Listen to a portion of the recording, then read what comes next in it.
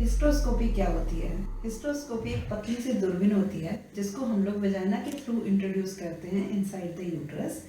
इस प्रोसेस में वजाइना में जब जा रहे होते हैं उसकी वॉल को हम एग्जामिन करते हैं, सर्विक्स को एग्जामिन करते हैं, सर्विक्स के अंदर जो कैनाल होती है उसको एग्जामिन करते हैं और अंदर यूट्राइन कैविटी में जा कर के उसकी अंदर की लेयर को भी एग्जामिन करते हैं। इस प्रोसेस को डायग्नोस्टिक हिस्ट्रोस्कोपी कहते हैं। मतलब हम डायग्नोस कर रहे हैं कि एबनॉर्मलिटी कहाँ है और है तो उसको कैसे ट्रीट किया जाए। तो जो एबनॉर्मलिटी अगर मिलती है हमको तो उसी सेम सिटिंग में हम लोग diagnostic hysteroscopy co operative hysteroscopy में कन्वर्ट कर लेते हैं।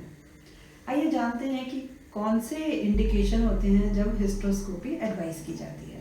3 मेजर इंडिकेशन होते हैं हिस्ट्रोस्कोपी करने के। सबसे मोस्ट कॉमन होता है जिसे कहते हैं abnormal uterine bleeding. Abnormal uterine bleeding बहुत सारे कॉजेस से होती है।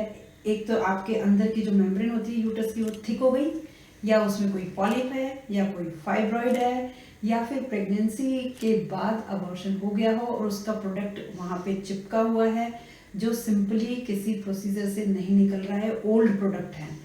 एक ये कंडीशन है। सेकेंड कंडीशन होती है इनफर्टिलिटी की, कि आपको बेबी नहीं लग रहे हैं, यूट्रस के अंदर सेप्टम है, पॉलिप है, या फिर जहाँ पे ट्यूब यूट्रस में जुड़ती है उस जगह से वो ब्लॉक है। उसको खोलने के लिए भी हिस्ट्रोस्कोपी बहुत अच्छा टूल होता है। थर्ड कंडीशन होती है पीरियड बंद होने के बाद, माने कि पोस्ट मेनोपॉजल ब्लीड होना। पीरियड बंद हो गए और ब्लीडिंग शुरू हो गई, उसको डायग्नोस करने के लिए, क्योंकि पोस्ट मेनोपॉजल ब्लीड का कॉज कैंसर भी हो सकता है और उसको हिस्ट्रोस्कोपी से लोकलाइज करके उस पर्टिकुलर पॉइंट से भी बायोप्सी ली जा सकती है। तो 3 इंडिकेशन है हिस्ट्रोस्कोपी के।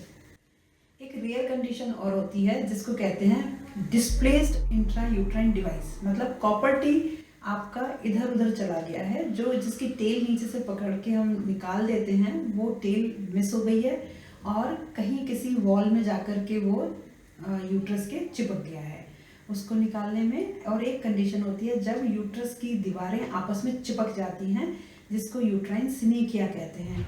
उनको करेक्ट करने के लिए भी हिस्ट्रोस्कोपी बहुत ही कमाल का इंस्ट्रूमेंट होता है। और कई बार यूट्राइन कैविटी छोटी होती है, टी शेप होती है, तो टी शेप कैविटी को भी साइज में बड़ा करना होता है। छोटी कैविटी होती है उसको भी साइज में बड़ा किया जा सकता है। इस प्रोसीजर को मेट्रोप्लास्टी भी कहा जाता है। आइए अब जानते हैं की कैसे जाती है, जैसे प्रोसीजर कहा जाता है। यूजुअली हिस्ट्रोस्कोपी के लिए आपको हॉस्पिटलाइज होने की ज़रूरत पड़ती है क्योंकि ये जनरल एनेस्थीसिया में किया जाता है। इसमें आपको एक दिन पहले या जिस दिन सर्जरी है सुबह एडमिट किया जाएगा, बट आपको डॉक्टर बोलेंगे कि 6 से 12 घंटे की फास्टिंग होनी चाहिए। मतलब सुबह भी उठ के आपको पानी नहीं पीना चाहिए। पेशेंट कई बार गलती से पानी पी लेते हैं, बोलते हैं खाया तो कुछ नहीं, सो आपको पानी भी नहीं पीना है। वंस यू आर एडमिटेड आपको ओटी में लेके जाएंगे, विद कंसेंट फॉर्म साइन कराया जाता है पहले, एंड ओटी के अंदर ले जाके आपको एनेस्थीसिया दिया जाएगा ताकि आपको पेन नहीं फील हो। प्रोसीजर शुरू करने से पहले पूरे पार्ट को बीटाडिन से क्लीन किया जाता है, पेंट किया जाता है, फिर उसके बाद स्टेराइल ड्रिप लगाया जाता है, फिर हम ये प्रोसीजर शुरू करते हैं। सबसे पहला स्टेप होता है हिस्ट्रोस्कोप को असेंबल करना, क्योंकि इसमें एक स्कोप है जिसे दूरबीन कहते हैं। फिर उसके ऊपर शीट लगाई जाती है और उस शीट के साथ इस दूरबीन को यूट्रस के अंदर इंट्रोड्यूस करना होता है। पर आप सभी जानते हैं जैसे यूट्रस एक कोलैप्सिबल ऑर्गन होता है, एंटीरियर पोस्टीरियर वॉल एक दूसरे के ऊपर अप्रोक्सीमेशन में होती है, तो जब तक ये यूट्रस ओपन नहीं होगा हमें इसके अंदर क्या है नहीं पता चलता। तो ओपन कैसे किया जाता है? Under pressure normal saline uterus के अंदर इसी स्कोप के थ्रू डाला जाता है, जिसकी आउटर शीट होती है उसके थ्रू। ये जब अंदर जाता है विद प्रेशर तो यूट्राइन कैविटी को डिस्टेंड कर देता है। जब यूट्राइन कैविटी खुलती है तो हमें उसके अंदर का प्रॉपर व्यू दिखता है। अंदर अगर हमको कोई भी एबनॉर्मलिटी दिखती है तो उसी तरह से इस डायग्नोस्टिक हिस्ट्रोस्कोपी को हम ऑपरेटिव हिस्ट्रोस्कोपी में तुरंत कन्वर्ट कर देते हैं। ऑपरेटिव हिस्ट्रोस्कोपी के लिए हमको स्पेशल इंस्ट्रूमेंट्स चाहिए होते हैं, जो सीजर्स होती हैं, फॉर्सेप्स होती हैं, और एक रिसेक्टोस्कोप होता है। मान लीजिए अगर हमें फाइब्रॉइड कट करना है, जिस प्रोसेस को मायोमेक्टमी कहते हैं, उसके लिए हमको रिसेक्टोस्कोप यूज़ किया जाता है, जो इस हिस्ट्रोस्कोप के ऊपर ही जिसको हमें चढ़ाना होता है। डिसेक्टोस्कोप जब हम यूज़ करते हैं तो एक एनर्जी करंट यूज़ करते हैं जिसको बाइपोलर एनर्जी कहते हैं। ये एनर्जी सोर्स सलाइन वाटर से डिस्टेंडेड कैविटी के अंदर फाइब्रॉइड को चिप बाय चिप करके बाहर निकालने में हमारी हेल्प करता है। प्रोसीजर कितनी देर तक लास्ट करता है, डिपेंड्स ऑन कंडीशन क्या है। 5 मिनट से लेके आधे घंटे तक में ऑपरेटिव हिस्टोस्कोपी ख़त्म की जा सकती है। यूजुअली ये एक सिटिंग में सारा प्रोसीजर हो जाता है, पर रेयरली हमको कई 2 सिटिंग की भी ज़रूरत पड़ती है। अगर फाइब्रॉइड साइज़ बड़ा है या फिर हमको बहुत ज़्यादा टाइम लग रहा है तो हम इस प्रोसीजर को बीच में ही रोक देते हैं और सेकंड सिटिंग में इसको वापस से ट्राई करते हैं।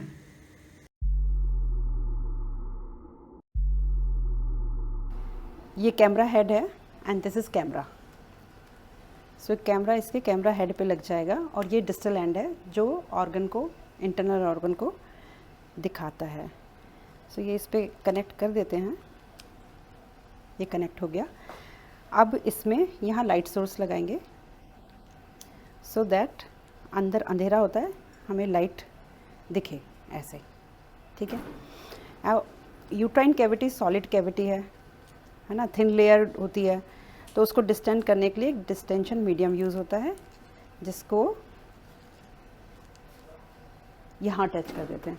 तो ये इनफ्लो हो गया, इसमें अभी आउटफ्लो नहीं है, आउटर शीट नहीं लगाई है क्योंकि ये सिर्फ और सिर्फ डायग्नोस्टिक हिस्टोस्कोपी के लिए है, ठीक है।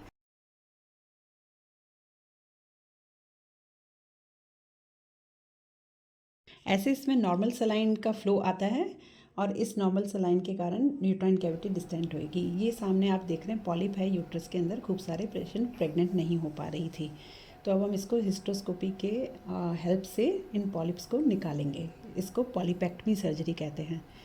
ये सीजर्स है जो हिस्टोस्कोपी के थ्रू अंदर गई है और धीरे धीरे इस पॉलिप के बेस को हम लोग काट रहे हैं और ये ध्यान रखते हैं कि यूट्राइन कैविटी को कोई नुकसान नहीं पहुंचे इससे।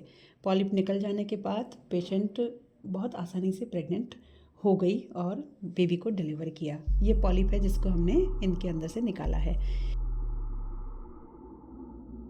ये देखिए सेप्टम है। यूट्रस है ना, यूजुअली 2 कैविटीज़ 2 पार्ट से मिलके बना होता है। जब फीमेल मैच्योर हो जाती है मदर के यूट्रस में तो उसके दोनों कैविटी एक हो जाती हैं और यूट्राइन कैविटी हार्ट शेप में होती है। यहाँ पे ये 2 कैविटीज़ थी, दोनों क्रिसेंट होती हैं, बीच में जो सेप्टम था, इस सेप्टम को हमने ऑपरेटिव हिस्टोस्कोपी से रिमूव किया है। बीच में ये जो इंस्ट्रूमेंट आप देख रहे हैं येलो वाला, इसको हम एनर्जी सोर्स इसके थ्रू जाता है जो बाइपोलर एनर्जी होती है और नॉर्मल सलाइन जो काम में लेते हैं जिससे यूट्राइन कैविटी डिस्टेंट हुई है उसकी सहायता से इस सर्जरी को हम परफॉर्म कर पाए। ये पेशेंट भी फ्यूचर में कंसीव कर गई। ये देखिए फाइब्रॉइड है, पेशेंट ये भी प्रेग्नेंट नहीं हो पा रही थी। इस फाइब्रॉइड को निकालना बहुत ज़रूरी था, हैवी ब्लीडिंग बहुत होती थी इनको और बहुत सिवियर पेन होता था ड्यूरिंग पीरियड। इस फाइब्रॉइड को हमने लूप की हेल्प से, सेम रिसेक्टोस्कोप यूज़ हो रहा है, लूप की हेल्प से इसको चिप बाय चिप करके निकाला। कैविटी से इस स्पेस को इसको निकालने के बाद ये जो छोटे छोटे चिप्स होती हैं इसको हम लोग एक पतले से इंस्ट्रूमेंट से पकड़ के बॉडी से बाहर निकाल के और सैम्पलिंग के लिए भेज देते हैं। नेक्स्ट है septoplasty. Septoplasty usually septum cutting को बोलते हैं। पहले आपने ऑपरेटिव देखी है, अब ये जो हम कर रहे हैं इसको हम सीजर्स से काट रहे हैं क्योंकि ये छोटा सेप्टम था और ये जो वाइट वाइट एरिया दिख रहा है ये पूरा सेप्टम था, काट दिया और इसका साइज़, यूट्रस का साइज़ बढ़ गया। नेक्स्ट अपन देखते हैं यूट्राइन कैविटी के साइज़ को बढ़ाना, जिसको मेट्रोप्लास्टी कहते हैं। ये यूट्रस जो था पेशेंट का टी शेप में था, यूजुअली हार्ट शेप कैविटी होती है बट ये टी शेप में था, तो इसकी दोनों साइड की दीवारें ना यूट्रस के अंदर ज़्यादा गई हुई थी और ये भी पेशेंट कंसीव नहीं कर पा रही थी। इनका भी हमने साइड से भी काट के size of the uterine cavity को बढ़ाया ताकि बेबी उसमें अच्छे से एकोमोडेट हो सके। हिस्टोस्कोपी प्रोसीजर के बाद आप 6 घंटे में टोटली रिकवर हो जाते हैं।